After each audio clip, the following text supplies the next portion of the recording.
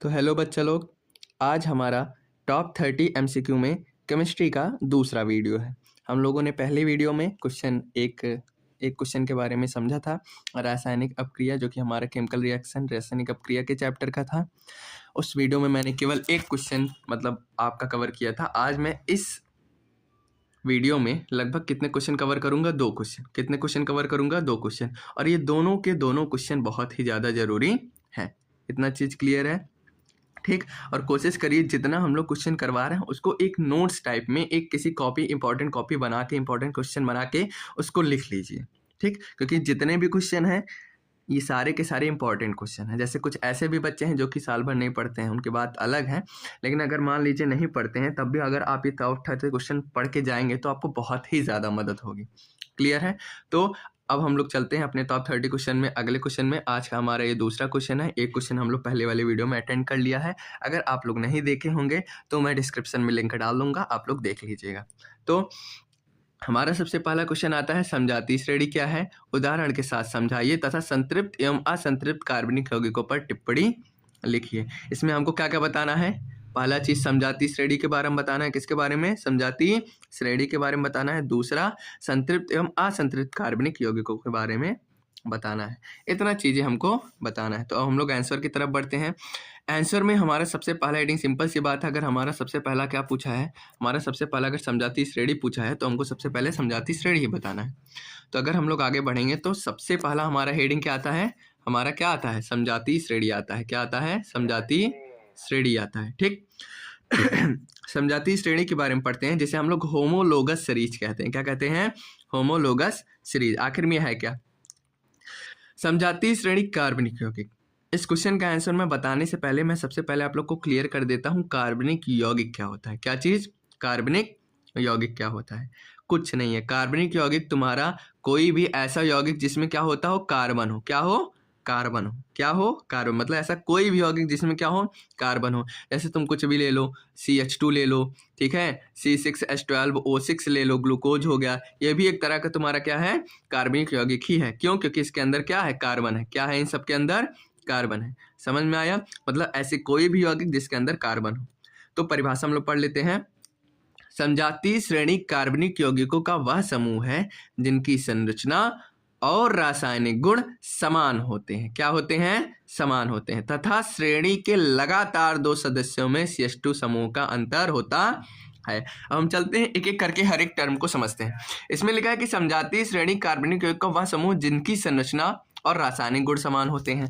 रासायनिक गुण जानते हैं कि आपको पता है कि जो गुण होते हैं वो 2 प्रकार के होते हैं ना। जो गुण होते हैं कितने प्रकार के होते हैं? 2 प्रकार के होते हैं।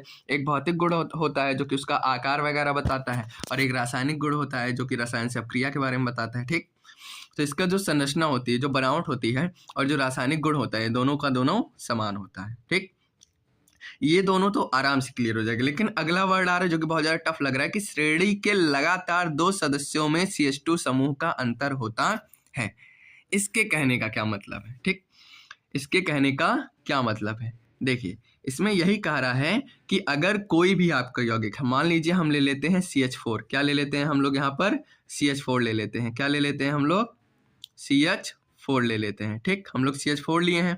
इतना समझ में आया? कह रहा है CH2 समूह का अंतर है। इसके कहने का ये मतलब है कि किसी भी यौगिक में अगर हम लोग उसमें CH2 और प्लस कर देते हैं तो हमको नया यौगिक मिल जाता है। क्या मिल जाता है? नया यौगिक।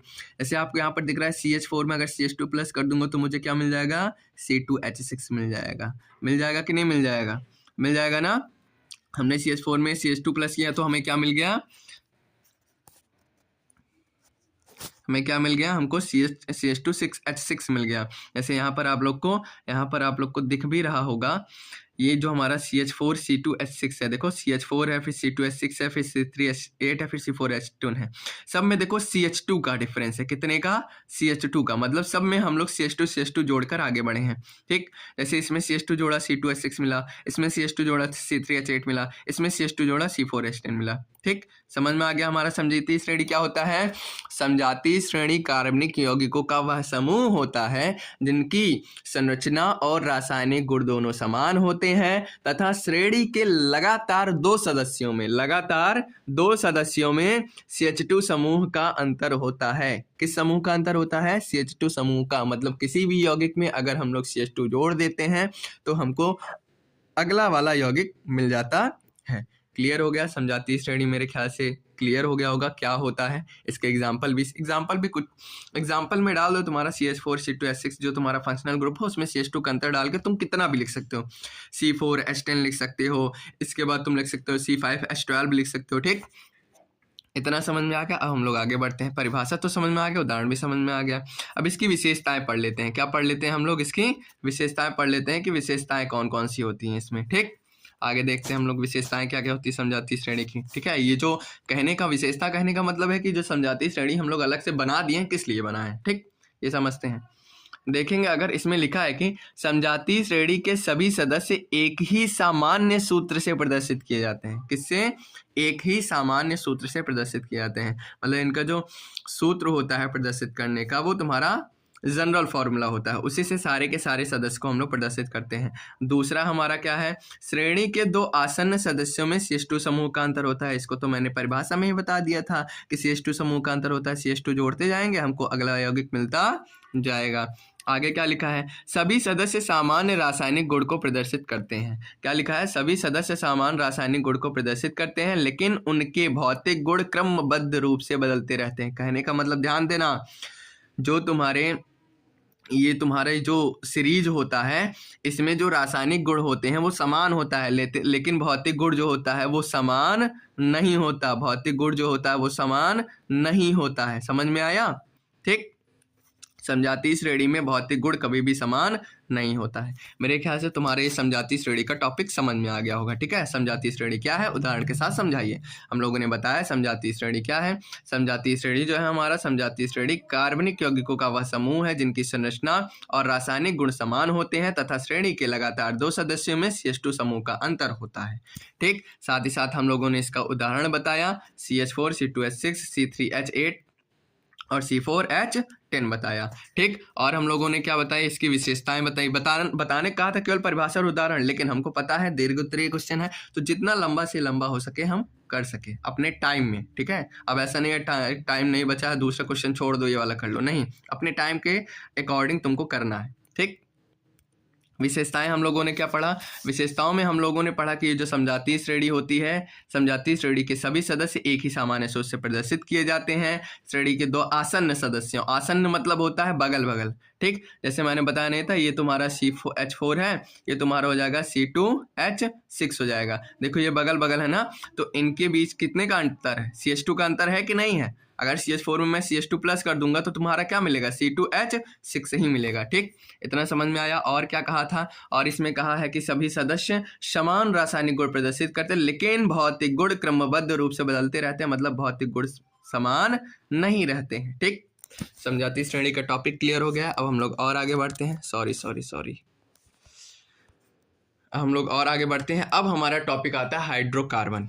अब तुम लोग बोलोगे अरे सर उसमें तो संतृप्त कहा था, असंतृप्त कहा था केवल, लेकिन उसको समझने से पहले हमको हाइड्रोकार्बन समझना जरूरी है। ठीक, सबसे पहले हम लोग समझते हैं हाइड्रोकार्बन। देखो नाम से क्लियर कर, तुमको देखो हम जितने वीडियो में बता रहे हैं पढ़ा रहे हैं सब में बोलो नाम अगर तुमको समझ में आ रहा है तो समझ जाओगे। नाम में देखो इसमें दो चीज जुड़ी हुई है। कितनी चीज? दो, एक हाइड्रोजन और एक कार्बन है। एक हाइड्रोजन और एक कार्बन है। कहने का मतलब हाइड्रोकार्बन वे कार्बनिक यौगिक होते हैं जिनमें केवल कार्बन और हाइड्रोजन परमाणु ही उपस्थित होते हैं। हाइड्रोकार्बन वे कार्बनिक यौगिक होते हैं जिनमें केवल कार्बन और हाइड्रोजन परमाणु ही उपस्थित होते हैं। जैसे कि CH2, ठीक है, तुम्हारा CH2 हो गया, C2H6 हो गया, ठीक है, बहुत सारे यौगिक होते हैं, C4H8 हो गया। ठीक, समझ में आ रहा है ना?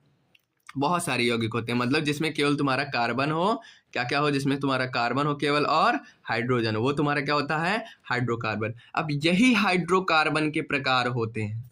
ठीक है, यही हाइड्रोकार्बन के प्रकार तुम्हारे क्या क्या होते हैं? एक तुम्हारा संतृप्त होता है, क्या होता है? संतृप्त होता है। और एक तुम्हारा क्या होता है? असंतृप्त होता है। क्या होता है? एक असंतृप्त होता है। ये इसमें जो दो प्रकार लिखा गया है कि मुख्यतः दो प्रकार के होते हैं, तुम्हारा संतृप्त होता है और असंतृप्त होता है। ठीक, हाइड्रोकार्बन के प्रकार समझ में आ गया कितने प्रकार के होते हैं? एक संतृप्त हाइड्रोकार्बन होता है और एक असंतृप्त हाइड्रोकार्बन होता है। इतना समझ में आ गया। अब हम लोग पढ़ते हैं संतृप्त हाइड्रोकार्बन और असंतृप्त हाइड्रोकार्बन। सबसे पहले हमारा क्या टॉपिक आएगा? संतृप्त आएगा। क्या आएगा? संतृप्त हाइड्रोकार्बन। इसको समझते हैं।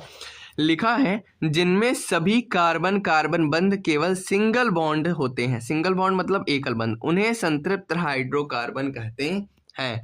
मतलब अगर कहीं भी तुम्हारा दिया रहेगा कार्बनिक यौगिक तो तुमको कैसे पता चलेगा? तुमको सीधा सीधा ये पता करना है कि उसमें कौन सा बंध है, एकल बंध है, द्विबंध है, त्रिबंध है। अगर इन्हीं तीनों में से तुमको कुछ भी पता चल जाएगा तो तुमको समझ में आ जाएगा वो संतृप्त है कि असंतृप्त। तो संतृप्त हाइड्रोकार्बन का सीधा सीधा मतलब ये समझो, जिनमें सभी कार्बन कार्बन बंध केवल सिंगल बॉन्ड होते हैं उन्हें संतृप्त हाइड्रोकार्बन कहते हैं। ठीक। और इन्हें हम लोग क्या किस नाम से जानते हैं? एल्केन्स के नाम से जानते हैं। किस नाम से? एल्केन्स के नाम से। देखो, संतृप्त हाइड्रोकार्बन, असंतृप्त हाइड्रोकार्बन, 3-4 चीजें याद करना है। पहली बात तो उसकी परिभाषा क्या होती है, किस बॉन्ड से होता है। दूसरी बात तो उसे और क्या कहते हैं, ठीक है। और तीसरा आता है तुम्हारा सामान्य सूत्र। बस इतना ही चीज जरूरी है। हम लोगों ने क्या जाना, ये केवल सिंगल बॉन्ड से जुड़े रहते हैं, इन्हें एल्केन्स भी कहा जाता है। अब हम लोग पढ़ लेते हैं इसका सामान्य सूत्र। क्या पढ़ लेते हैं? इसका सामान्य सूत्र पढ़ लेते हैं। तो हमारा एल्केन, ठीक है, एल्केन बोल सकते हैं, या फिर हमारा वही संतृप्त हाइड्रोकार्बन, सैचुरेटेड, ठीक है, सैचुरेटेड हाइड्रोकार्बन। ठीक। इनका सामान्य सूत्र क्या होता है? CnH2n+2। क्या होता है? CnH2n+2 होता है। क्या होता है? CnH2n+2 होता है। अब कह रहे होगे सर ये क्या है? ठीक है, जैसे हम लोग में मैथ में फॉर्मूलाज होते हैं वैसे इसका भी होता है। ठीक। संतृप्त हाइड्रोकार्बन का फॉर्मूला क्या होता है? CnH2n+2। ठीक। अब जैसे मैं तुमको करके दिखाता हूँ, जैसे इसमें एग्जाम्पल दिए CH4C2H6। अब इसको निकाल के दिखाते हैं हम। जैसे अगर तुम ध्यान दोगे, 1 मिनट रुको, हाँ, अगर तुम ध्यान दोगे तो इसमें जो हमारा CnH2n+2 है ना, इसी पे हम लोग पुट करते हैं। मान लो कि हम n=1 रख रहे हैं। क्या रख रहे हैं? n= क्या रख रहे हैं हम लोग? 1 रख रहे हैं। तो अगर n=1 रखोगे, n की जगह क्या आ जाएगा? 1। ठीक, देखते हैं ना। तो 2 × 1 + 2, तो हमको क्या मिला? हमारा C की जगह 1, तो 1 निगलेक्ट कर देते हैं हम लोग, नहीं मानते हैं। ठीक है, C 2 × 1 = 2, 2 में +2 किए 4, तो हमको CH4 मिला कि नहीं मिला? तो हमको इससे क्या समझ में आ रहा है कि ये किसका फॉर्मूला था तुम्हारा? CH4 किसका फॉर्मूला था? एल्केन का था। मतलब CH4 कैसा कार्बन है? एक तरह का संतृप्त हाइड्रोकार्बन है, या फिर ये एल्केन है। ठीक, क्लियर हो गया। ऐसे हमारा C2H6 भी निकल सकता है। क्या निकल सकता है? हमारा C2H6 भी निकल सकता है। इसको भी आप लोग को निकाल के मैं दिखा दे रहा हूँ। जैसे कि अगर मान लो यहाँ पर C2 है, मतलब n की जगह हमको क्या रखना है? 2 रखना है। अब अगर हम लोग n की जगह 2 रखेंगे तो हमारे देखो C2H2 × 2 + 2 यही आएगा ना। अब इसमें अगर हम लोग देखो सॉल्व करेंगे तो हमारे ये हो जाएगा C2 हो जाएगा, 2 2 = 4 + 2 6 हो जाएगा, C2H6। देखो हमारा आ गया ना C2H6। एथेन मिला कि नहीं मिला?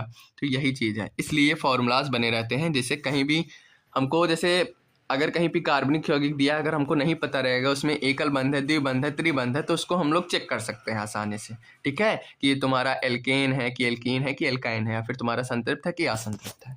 इतना समझ में आ गया होगा।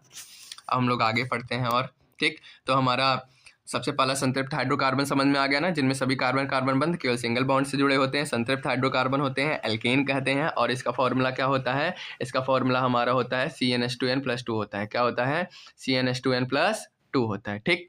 अब आगे बढ़ते हैं हम लोग। अगला आता है हमारा क्या? असंतृप्त हाइड्रोकार्बन। क्या आता है? असंतृप्त हाइड्रोकार्बन। सिंपल सा कुछ है नहीं, उसमें एकल बंध था, बचा तुम्हारा क्या? 2 और 3, मतलब डबल और ट्रिपल बॉन्ड, यही बचा ना। तो ऐसे हाइड्रोकार्बन तुम्हारे हम लोग क्या पढ़ रहे हैं? असंतृप्त हाइड्रोकार्बन ना। तो ये क्या होता है? जिन यौगिकों में कम से कम एक डबल या ट्रिपल बॉन्ड होता है वे असंतृप्त हाइड्रोकार्बन कहलाते हैं। समझ में आया? जिन यौगिकों में कम से कम एक डबल या ट्रिपल बॉन्ड होता है वे संतृप्त हाइड्रोकार्बन कहलाते हैं। कहने का मतलब है जिसमें डबल या फिर ट्रिपल बॉन्ड पाया जाएगा उसे असंतृप्त हाइड्रोकार्बन कहते हैं। और इन्हें भी हम लोग 2 प्रकार में बांटते हैं। सिंपल सी बात है, डबल और ट्रिपल 2 बॉन्ड है तो दोनों को अलग अलग नाम दे दिया गया। एक का नाम क्या दिया गया? एक का नाम दिया गया एल्कीन और एक का नाम दिया गया एल्काइन। एल्कीन किसको कहते हैं? जिसमें डबल बॉन्ड होता है। और एल्काइन किसे कहते हैं? जिसमें ट्रिपल बॉन्ड होता है। समझ में आया? क्लियर हो गया ना? संतृप्त हाइड्रोकार्बन क्या होता था, जिन यौगिकों में केवल एक बॉन्ड होता है, सिंगल बॉन्ड होता है, वो तुम्हारा संतृप्त हाइड्रोकार्बन होता था। उसे हम लोग क्या कहते थे, उसे हम लोग एल्केन कहते थे, ठीक। और उसका फॉर्मूला क्या होता था, CnH2n+2।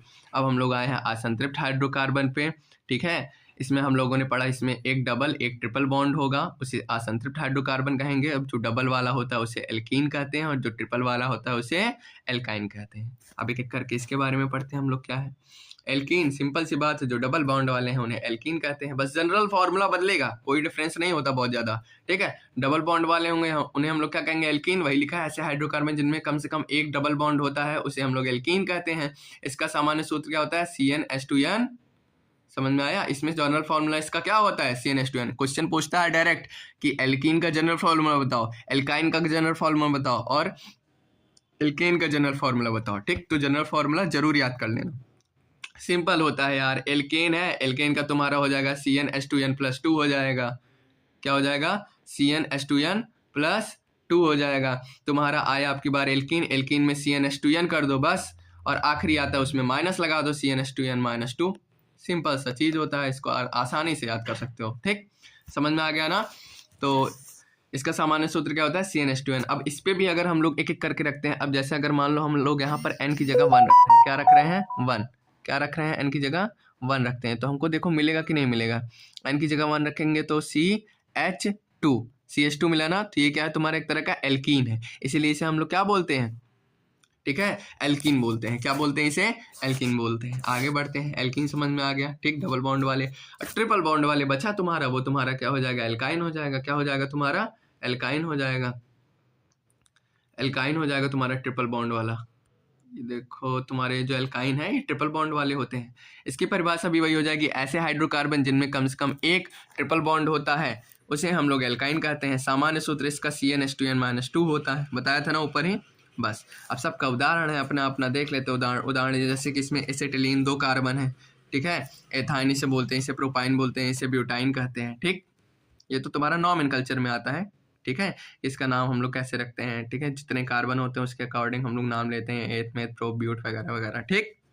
वो तो अलग टॉपिक अपना, उसको भी पढ़ा दूंगा। इतना समझ में आ गया, ठीक। तो ये वाला हमारा, अब इसमें हम लोग संक्षेप में, जैसे अगर मान लो, ठीक है, अगर तुमको ऐसे शॉर्टली तुमको अगर एक बार देख के रिवाइज करना है तो तुम ये टेबल बना सकते हो, ठीक है। सिंपल सा टेबल है, तुमको इसमें कुछ नहीं करना है, टाइप लिखना है, ठीक है, बॉन्ड लिखना है, कॉमन नेम लिखना है, जनरल फॉर्मूला लिखना है।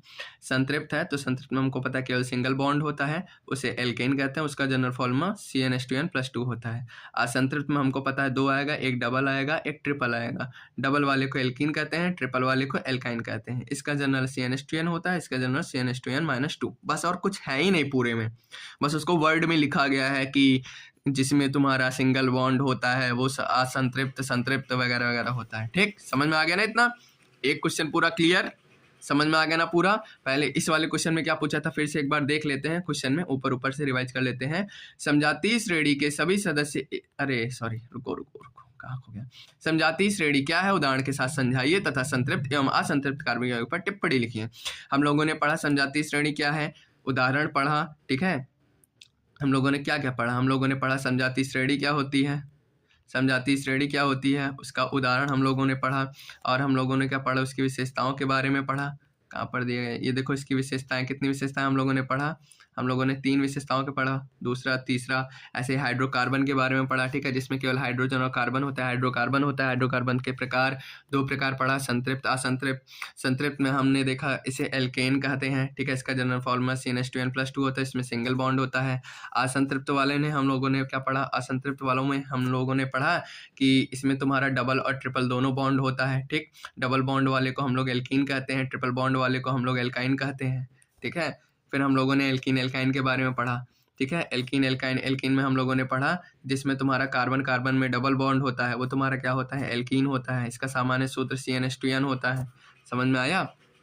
और हम लोगों ने क्या पढ़ा, एल्काइन के बारे में पढ़ा, एल्काइन के बारे में पढ़ा जो ट्रिपल बॉन्ड वाले होते हैं वो तुम्हारे क्या होते हैं, एल्काइन होते हैं। इसका सामान्य सूत्र CnH2n-2 होता है, ठीक। फिर हम लोगों ने संक्षेप में देख लिया कि हम लोग कैसे याद करेंगे। ये हमारा पहला क्वेश्चन था। अब हमारा आता है सेकंड क्वेश्चन। क्या आता है, सेकंड क्वेश्चन आता है।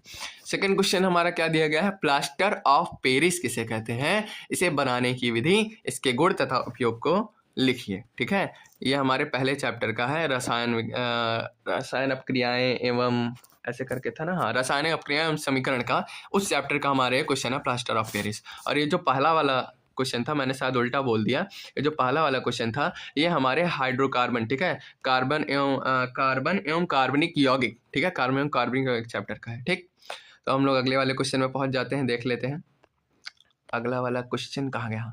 अगले वाले क्वेश्चन में हम लोग को देख रहे हैं क्या दिया गया है, प्लास्टर ऑफ पेरिस। इसमें हमको क्या बताना है कि प्लास्टर ऑफ पेरिस किसे कहते हैं, सिंपल सा इसकी बनाने की विधि बताना है, इसका गुण बताना है, उपयोग बताना है, और कुछ नहीं। ठीक, प्लास्टर ऑफ पेरिस को हम लोग क्या बोलते हैं, पीओपी बोलते हैं। क्या बोलते हैं, पीओपी। लिखा है कि प्लास्टर ऑफ पेरिस एक महत्वपूर्ण रासायनिक पदार्थ है। 1 मिनट।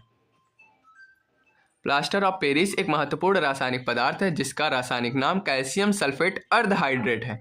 इसको हम लोग क्या बोलते हैं, कैल्शियम सल्फेट अर्धहाइड्रेट कहते हैं। क्या कहते हैं, कैल्शियम सल्फेट अर्धहाइड्रेट कहते हैं। मतलब इसके रासायनिक सूत्र को देखते हुए यहाँ पर रासायनिक सूत्र दिया गया है, ठीक है, इसको थोड़ा ध्यान मत देना, ये सही नहीं दिया गया है। रुको मैं लिख दे रहा हूँ रासायनिक सूत्र क्या होता है, 1 मिनट। इसका रासायनिक सूत्र होता है CaSO4.1/2H2O। ठीक, प्लास्टर ऑफ पेरिस का रासायनिक सूत्र क्या होता है तुम्हारा, CaSO4 इंटू में 1/2H2O। देखो ये कैल्शियम सल्फेट हो गया और ये हाइड्रेट हो गया, और इसी का अर्ध मतलब आधा, मतलब कैल्शियम सल्फेट अर्धहाइड्रेट। समझ में आ गया इसका नाम कैसे पड़ा है। ठीक, प्लास्टर ऑफ पेरिस समझ में आ गया, बहुत ज़्यादा जरूरी रासायनिक पदार्थ है।